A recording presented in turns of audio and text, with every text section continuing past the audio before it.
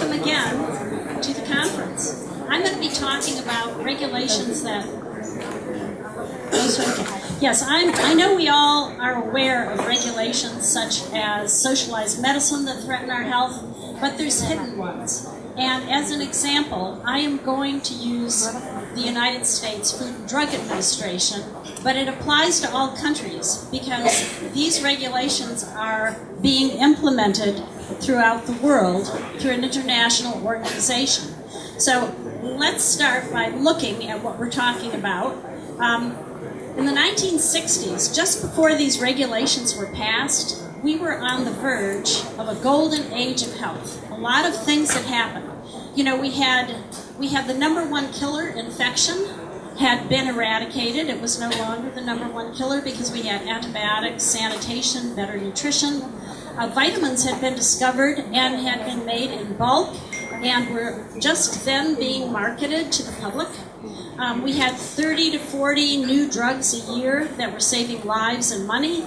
And we were in the process of elucidating the structure of DNA, the genetic code, which of course has great implications for our medical progress. Now, in 1962, this golden age of health was thwarted, largely because of the Kefauver-Harris amendments in the United States that were passed after the thalidomide tragedy. Thalidomide was marketed in Europe and created problems for women who took it, who were carrying a child, because they ended up being born oftentimes with missing limbs. This was mostly due to the fact that even had we done animal testing, it probably wouldn't have shown up. It only shows up in primates and humans, and we weren't, and I think one species of rabbit, and it wasn't widely understood at that time that the fetus was at great risk, even when the mother wasn't. Now, these regulations gave the FDA unprecedented power over the drug industry, and what happened in the first decade is about half the companies were put out of business by the manufacturing aspect of these regulations. The FDA came in and said, we don't like the way you're doing manufacturing, and they didn't really give them quite enough time to make the adjustment. And so that became a problem. Now, the biggest problem that was known initially after the manufacturing arena is that the amount of time it took to get a drug from the lab bench to the marketplace increased dramatically. Now, in this graph, what I'm showing you is the decades. Well, actually, it's not really broken up into decades. It's about 7 years to match some of the other data. But if you see these light blue blocks, this indicates there were about 4 to 5 years to take a drug from the lab bench to market between 1948 and 1961. After the Kefauver-Harris amendments were passed, as you can see by these dark red bars, the time to market went up dramatically.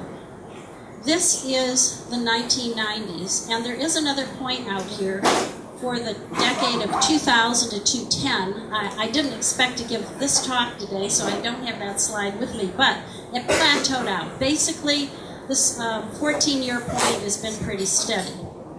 And so if you think about this for a moment, if you have a terminal disease, you're going to die waiting for this extra 10 years that's been added on to what happened, what we used to have before the Kefauver-Harris amendments. And in fact, when we were doing research in AIDS, the AIDS patients decided they couldn't wait.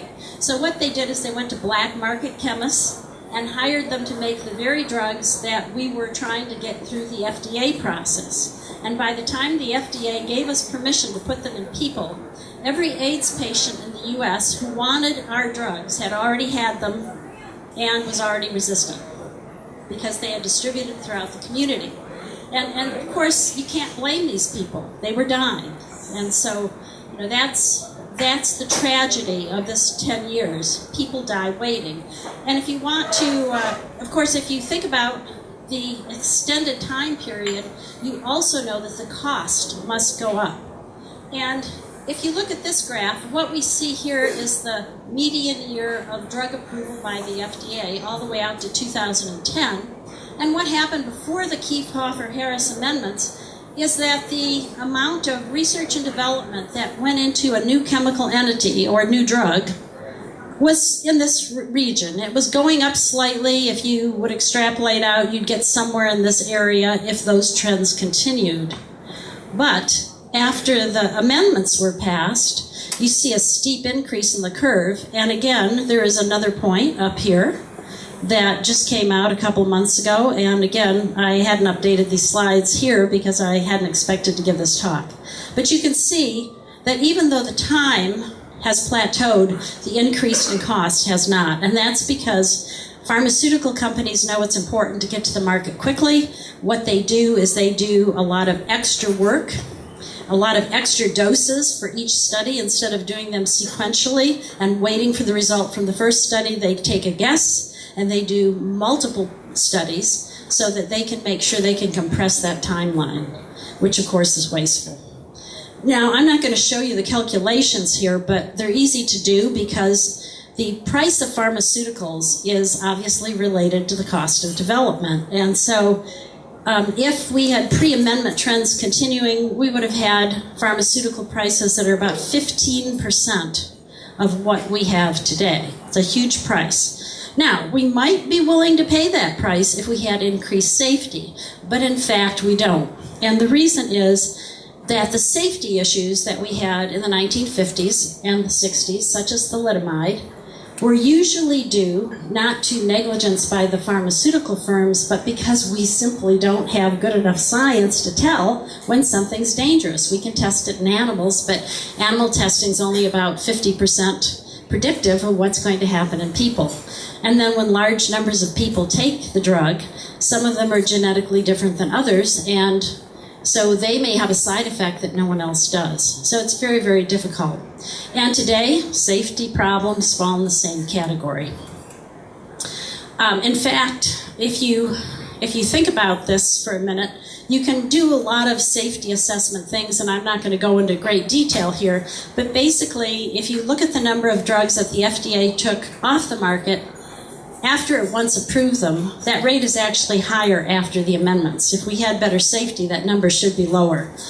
These numbers aren't really significantly different, but there's no reason to think that the safety is better now. In fact, the largest drug tragedy of all time was Vioxx, and it occurred obviously under these regulations. For those who aren't familiar with it, it was an anti-inflammatory that was shown to cause heart attacks. The FDA itself estimated that about 250,000 people were adversely affected in that way. So that's a huge number of people.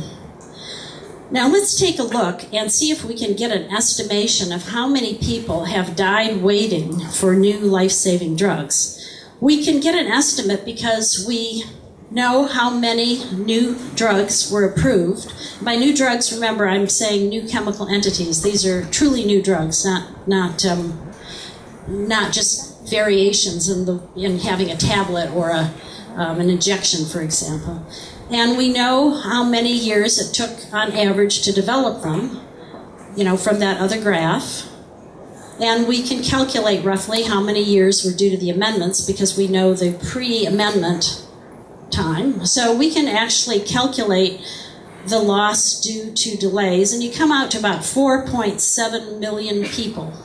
Now, to give you an idea, if you took the safety problems that we had before the amendments were passed, and you assumed that every new drug would have the same rate of safety problems as the one that predated the amendments, you would even if you wiped out all of those safety problems, which is impossible to do, but if you did, you might save 7,000 lives in the same period that there were 4.7 million lives lost.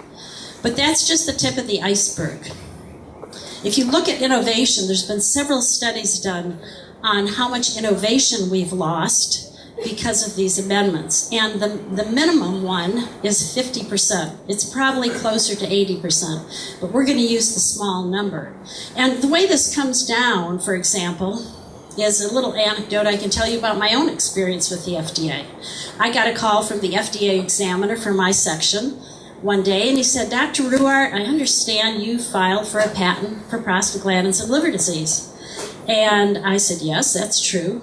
He said, oh, this is fantastic. 100,000 people die every year of liver disease. We have nothing to offer them. We are going to help you get this drug to market. But, you know, even with the FDA rooting for us, it was very difficult. And that's because when you actually find something to treat a disease that's never been treated before, you have to worry about what dose do you have to give? How often do you have to give it?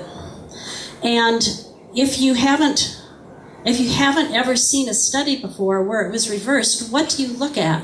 With liver disease, we didn't want to take a piece of liver from people every few weeks to see. We had to have something else, and we had to know what to look for there. So it was very, very difficult. And if we guessed wrong on any of this and started our studies, and we didn't get the statistical significance that the FDA wants us to have, we would have to start all over. And if we had to start over for a disease that took years to develop and probably took years to cure, we would have no patent protection by the time we were done, which means we could not recover our development costs. Now, I'm not a big fan of patents, but when you have development costs rising like this, the only way that a company can have a hope of recovering costs is through patents. So let's take a look and get some estimates of the cost of losing half of our innovations. Well, of course, it depends if you think the drugs would be as good or better than the drugs that actually got through the system.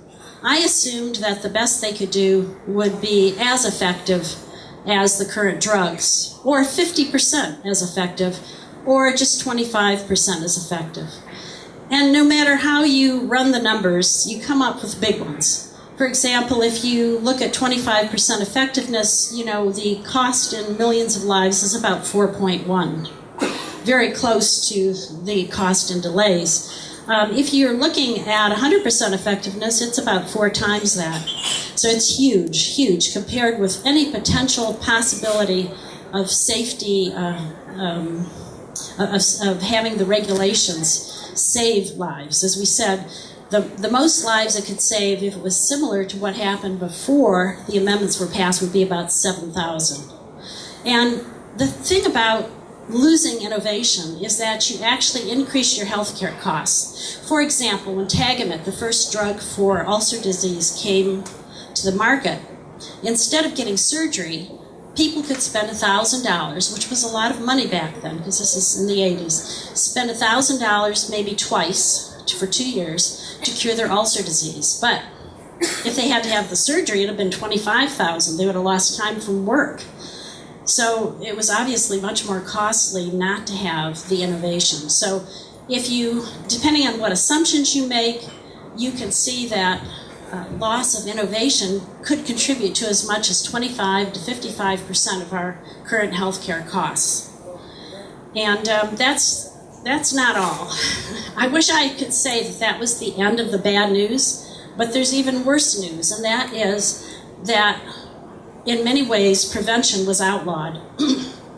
For example, we know that we can prevent damage due to things like alcohol consumption with nutrients.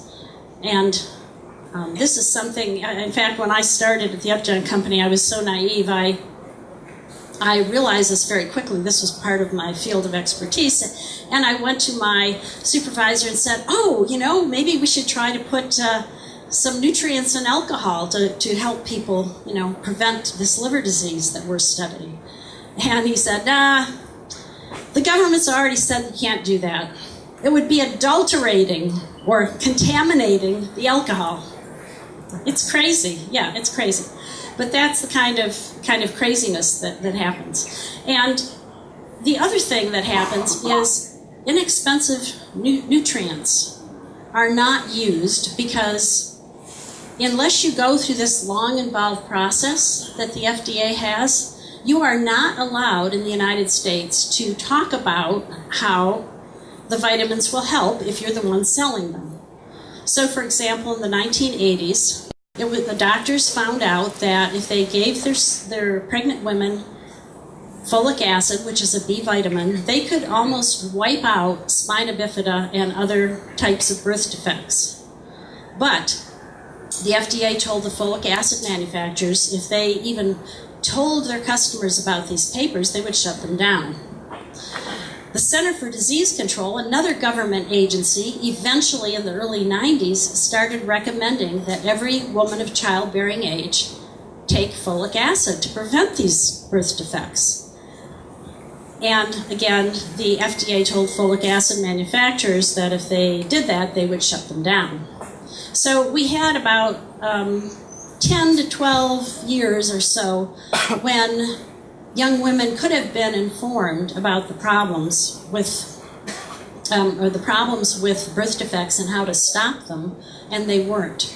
And given the rate at which we have these birth defects, that maybe as many as 25,000 infants were born with them or were aborted because you can test for some of these prenatally.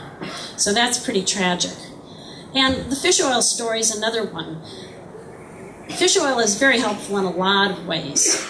And it's so exciting that one company said, you know what? I'm going to take fish oil, which is unpatentable, and I'm going to jump through all these hoops so that it's legal for us to go to doctors and tell them about fish oil. So they did. Now, my sister actually is someone who qualifies for prescription fish oil, so she went to her doctor to find out how much it would be, right? And what she found out is the copay alone was as much as she was paying for fish oil from another source. And the insurance company, which is probably paying 80 to 90% of the cost, of course, picked up the tab. So you can see how forcing nutrients to go through this process is just raising healthcare costs. Now, what's sad about this story, too, is someone, Dr. Barry Sears, who has been promoting fish oil, he actually went to the trouble of purifying it much more than the prescription fish oil. And so it has fewer PCBs. But it is against the law in the U.S. for him to go to doctors and say, my fish oil is purer and better for your patients than this prescription fish oil. So this is very sad. And then, of course, we mentioned earlier that the field of genetics was opening up in the 1960s. And there was a company called 23andMe. You can go online, 23andMe.com. And what they'll do, or what they used to do for $99, is they would give you your genetic profile and a medical interpretation of it. In other words, you have genes that predispose you to heart disease or diabetes or whatever, and you could go, oh, okay, so I need to take some precautions. But the FDA said that was not legitimate, and they told them that they could tell people about their ancestry, but they couldn't tell them what the interpretation was of these genetics. Now, luckily, if you want to go online and get tested by 23andMe and then go to another website, you can get an interpretation for that. So the web has helped us work around some of this, but it's just slowing the whole process down, as you can imagine. And it's coming to every country, and we'll talk about that in a minute. Go ahead. So what's happening? The way it's coming to other countries is there's a group called Codex that is, I won't go into the detail of how they do it, but they're imposing these same kinds of restrictions on different countries. And Germany kind of bought into it. And so in Germany, fish oil was on the negative list for a long time. I understand it's now off it. But you still, if you want to take vitamin C in Germany, you're limited to 225 milligrams. If you want more than that, you have to get a prescription. Now, just to give you a feel, I take about 2,000 milligrams a day. So, you know, there's quite a big difference. Because there's a big difference between the minimum requirement to prevent scurvy and the optimum requirement for health. So this is an important distinction, which is very, very difficult to communicate without getting into trouble in the U.S. So the bottom line is our golden age of health, I believe, has been compromised by the FDA. We have fewer life-saving drugs. We wait longer for them. New technology, such as genetic research, is being delayed. Healthcare costs are higher. And, you know, we could be using preventative medicine, but that's being stymied by these regulations. And I dread to think that Chinese herbal medicine and the, I'm not sure I'm going to say this right, Ayurvedic medicine in India may suffer the same fate eventually. And of course, in the U.S., as probably elsewhere, government controls research. What drug companies do now has been warped by the regulations, because the only way they can really make money is design a drug that you take every day. Otherwise, it's very hard for them to recover their costs, which keep increasing. And universities depend on government grants. I've been on review boards, and I can tell you, yes, that's basically controlled by establishment opinion too. And even privately funded research has to kowtow to the status quo to some extent too. So it's very sad. Okay, and my message to you is, when such regulations are being introduced into your country, fight them, because they expand. And if they expand into prevention especially, you really start having problems. And next. And of course, you have to educate yourself on prevention, which I appreciate is very hard for a layperson to do. But an ounce of prevention is worth a pound of cure, so it's worth doing. And to help you out with that, I have put some things together for you. Prevention 101. Okay, so the one thing we know that will extend your life is to limit how many calories you take in. Now, the calories you do take in have to be nutrient dense, lots of vitamins, minerals, and things of that nature. But 80% roughly of the calories you crave is the right amount. And this can be achieved without hunger if you get the protein, carbohydrate, and fat ratio correct. And what this does is it turns on genes that help your longevity. There are a few drugs that actually may do this, such as metformin, which is a very old anti-diabetic drug. And they can also be turned on by certain nutrients, a certain combination, I should say, of nutrients. So that's something to know about too. And as far as exercise go, lung capacity seems to be the biggest predictor of how long you will live. And there is, if you do high intensity exercise for short periods, that builds up your lung capacity. So that is a good way to go. And that exercise also seems to turn off genes that turn off genes that accelerate your insulin resistance, which I haven't explained. So just think about it this way. It turns off the genes that make you age and turn on the genes that help you live longer. And meditation, of course, is another good technique.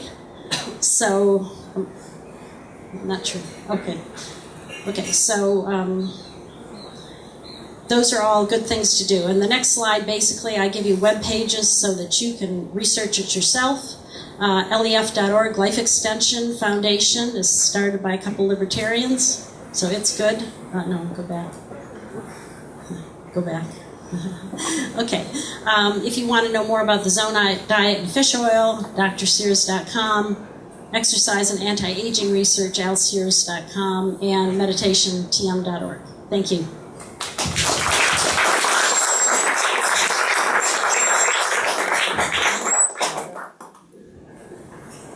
Ken. That liver disease item that you were trying to get patent, what ultimately became of that? What ultimately became of it, I'm sorry, I thought I mentioned that, but since I didn't, we couldn't do it.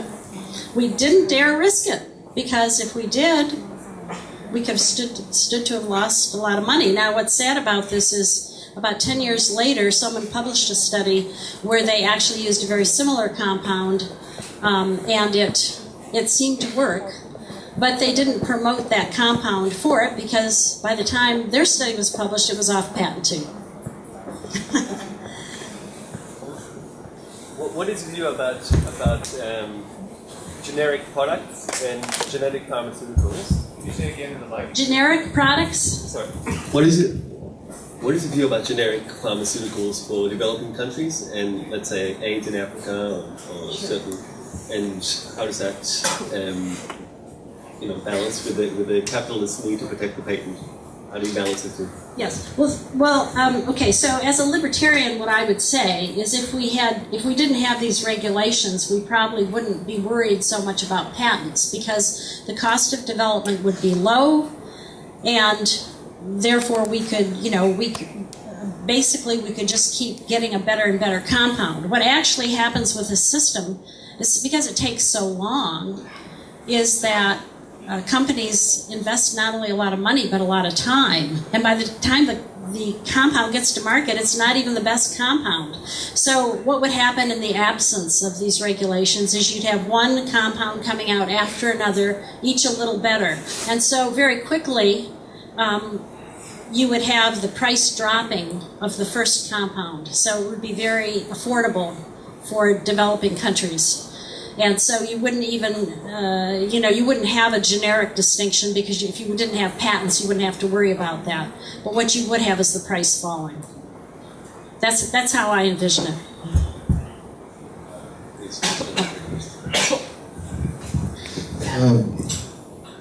I'm Raza from Pakistan. So you talked about, the matter is actually the intellectual property rights of drugs which are manufactured in developed countries. Like in the underdeveloped countries, most of the population, majority of the population, they are in underdeveloped countries. So it comes almost 4 or 5 billion people living in India, China, Pakistan, in such kind, Indonesia. So government restrictions in underdeveloped countries comes in a way a kind of blessing to the common people, to the ordinary person, because if they allow other companies to develop the drugs which are restricted, maybe not allowed in developed world because of the intellectual property rights. So it actually, those things may be damaging common people in underdeveloped countries. So the governmental control, maybe it is better for the people in the underdeveloped countries. So that's actually a kind of comments and also a question.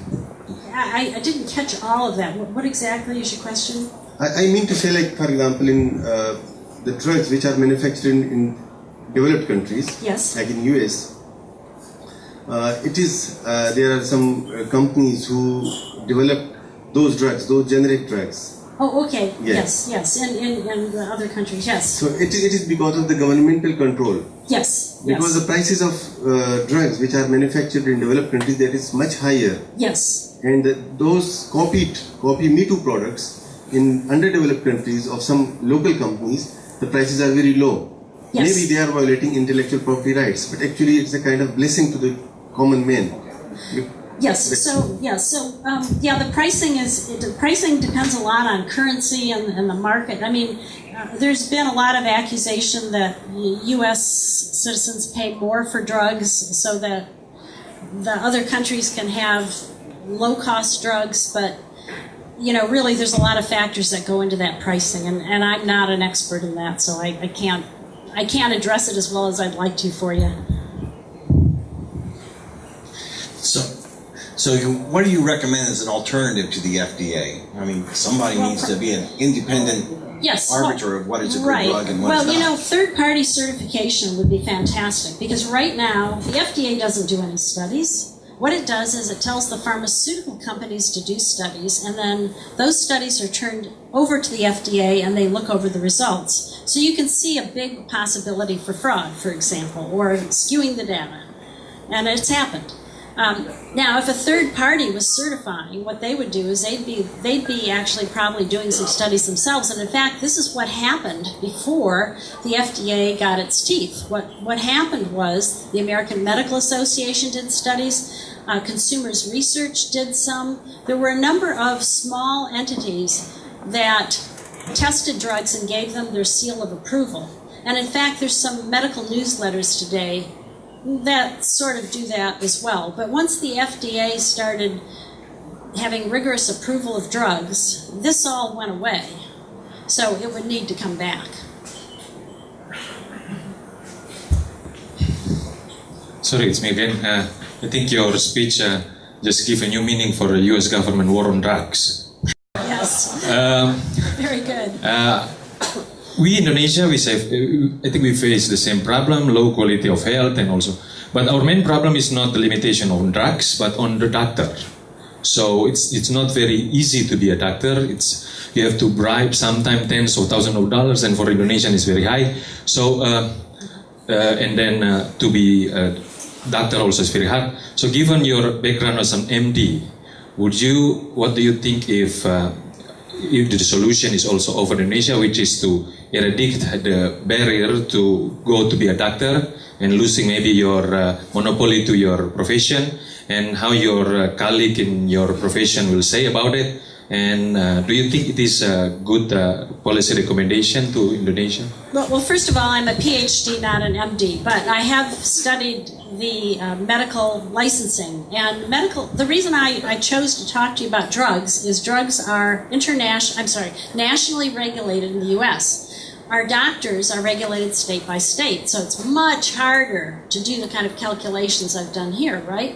But I believe, if you look at all the restrictions on doctors, hospitals, and other medical care, other medical professions like nurses, things like that, it would not surprise me at all that, something like 85% of the cost of doctors and other forms of health care are also due to excess regulation. I mean, I have many, many stories to tell about that, but I won't because our time is limited. So I think regulation is what makes it so hard to become a doctor, and it also creates a very narrow class of doctors. In the U.S. at least, doctors don't think much of herbs and vitamins, for the most part. And I think this is really a mistake because, pharmaceuticals have their place, but if you can prevent things, it's much better. One anecdote I will share about prevention is, when I was doing research, we didn't have genetic models of animals. And our rats were disgustingly healthy. We couldn't make them sick so we could test our drugs on them, right? So the only way we could make them sick was to take away their vitamins or their other nutrients. Now, this is a sign that nutrition is extremely important. And if you can control your nutrition, if you can optimize it, then, you can stay healthy. So this is an important thing, too. Hi, I'm Sanjay from India. I represent Swecham. It's a free market think tank in southern India. I was listening to what you mentioned about 23andMe. I was one of the first registrants on that site. And they were asked to take their services off by the US government. I'd like to know what exactly was the subclause of the clause that the US government utilized to harass them. Okay. And which is the alternative site that we can go to where we can take this human genome of ours from 23andMe and get the advice, so to speak. Sure. I don't have that website at my fingertips, but if you email me, mary@ruward.com, please put met you in Bali in the subject line so I don't think it's spam, and ask me that question. I will send you that. There was another part to your question. Oh, what did they actually do? Yes. Okay, here's the problem with the FDA. When these regulations came out, Upjohn, the company I worked for, although I didn't work for it at the time, took the FDA to court. And I won't go into the details of why it did that. But the bottom line was, after that court case and several others, the courts ruled that the FDA could not be challenged in court. Because if it did, it would be challenged all the time. Therefore, so there really isn't any recourse. And what this has caused is that the FDA has continually expanded its powers. So with 23andMe, it basically said, well, you're giving the consumer, you're telling the consumer that these genes mean this, and you haven't proved it according to our very involved regulations. So, you need to do that first. 23andMe has recently cleared one set of genes. So, this is going to take forever. It continues on at this rate. I don't know what will ultimately happen. I think there may be a health revolution in the U.S. because a group of cancer patients took the FDA to court on the grounds that their right to life was compromised by the FDA not allowing terminally ill patients to take drugs that hadn't been approved yet. The courts initially agreed with this group of cancer patients, and then the FDA asked that the court reverse itself. And it did. The Supreme Court refused to hear it, and so the lower court ruling stood. It is not, U.S. citizens do not have a right to life if it entails taking drugs unapproved by the FDA.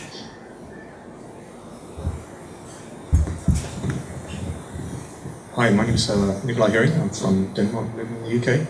I was just wondering about these statistics you presented. The many millions of deaths caused by overregulation. Are those numbers for the US only? And if so, do you have an estimate of the global number of deaths that could be caused by this overregulation, given that it's the FDA that sets the standard for the whole world? Yes, those numbers are for the U.S. only. I think they're till 2005. I have to check again. I'm actually currently reworking all this, writing a book about it, because I could give you just a sliver here. And if you want to see the source material I used for this, the best thing is to go to my website and go to the free library. I have a paper called Deadly Secrets Behind Soaring Pharmaceutical Prices that presents it in a way it's easier to access the data. So you might want to try that. Global burden, I have not attempted that yet, but I have to say, since the U.S., even today, is the home for the discovery of most of the pharmaceuticals, or let's say conservatively 50%, you can see that this ripples out to everyone in the world. If it doesn't get invented in the U.S., then it's not going to be available to other countries. I mean, it's that simple. And so even though there are other countries involved in research, and they're doing good research too, I mean, there's limitations, because everybody's starting to copy the FDA. There's a process going on called harmonization worldwide, which means everyone's trying to have the same rules. And guess whose rules they're trying to mimic? The FDA's. So yes, so it's coming to a country near you. It's coming to you. And that's why I wanted to have this talk, because when you see it starting, don't let it happen. It is deadly, and it's not obvious.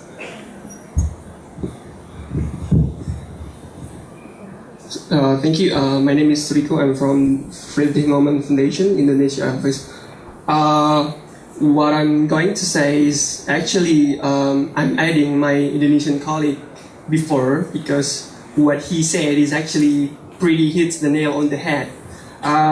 What I'm saying is that I'm sort of want to compare two societies, because I wanted to compare because at the time when I did live in the West, in the Western countries, when I was sick at the time in 2012, I particularly see with my face that the doctors tend to not really so the doctor is not really get you the medicine, so they research it first. They're not really okay. So you have to do the aspirin, for instance, if you have get it, and so on and so forth. But what I think is that here in Indonesia, particularly, was because my father was actually a pediatrician, so my brother also a doctor. So, but I think the problem with the Indonesia is that the doctor itself, because let me give you one example. At the time, I remember my father and I were traveled to somewhere, so we were in the car. But then the hospital where my father worked, calling my father. So doctor, so we have this patient, so here's the situation. But it's very funny because my father just drove the car and he can say what is the prescription for the patient without knowing exactly what the situation in the hospital. And he did it million times in his 45 years of work. So I totally agree when my Indonesian colleague said that the problem within Indonesia is the doctor itself. We need to retrain them. We need of the regulation of the rule of law, so that the doctors can help the patient and can help the Indonesian society more help. So I think that's my personal story. Yes, I think so. And there's specialties that have been outlawed, at least in the U.S., like midwifery, delivering babies. So, and initially too, a lot of herbalists were we're given a hard time, shall we say, by the regulations that govern doctors. So that's another thing we don't want coming to other countries is regulations that are going to destroy segments of your health care that historically have been very successful. For example, the Chinese herbs and the Indian herbs. I think we have time for one more short question.